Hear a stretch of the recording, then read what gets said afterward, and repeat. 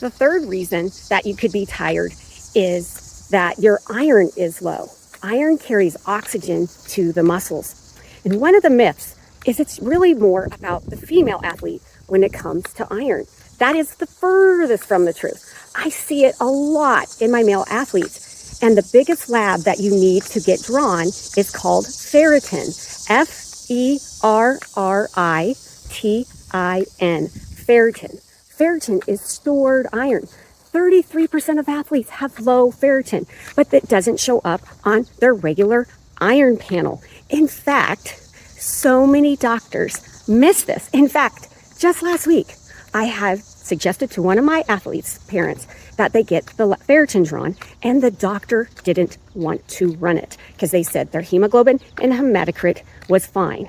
Unfortunately, that is lack of knowledge. It happens a lot. And so then my athletes continue to stay tired. Another factor on ferritin is the range. And I require a specific amount. And the International Olympic Committee requires a minimum amount. And some of the doctors that you might see don't even know about those ranges for your athletes. So you get it tested and they say they're fine, and really they're not fine. It carries oxygen to the muscle, to your body parts that need the nutrition. That's the biggest thing to recover, to repair. You got to have that fluid and the nutrition and the blood to take what we need to those areas so we can flourish. Signs of low ferritin are just extreme tired all the time. They get plenty of sleep and they're still tired all day. Heavy breathing, especially during a training. When the training is harder, it gets harder for the athlete. They notice their legs getting heavy and their brain says they could go, but their body and their legs feel like lead and it just can't move the way they'd like to. That's the lack of oxygen.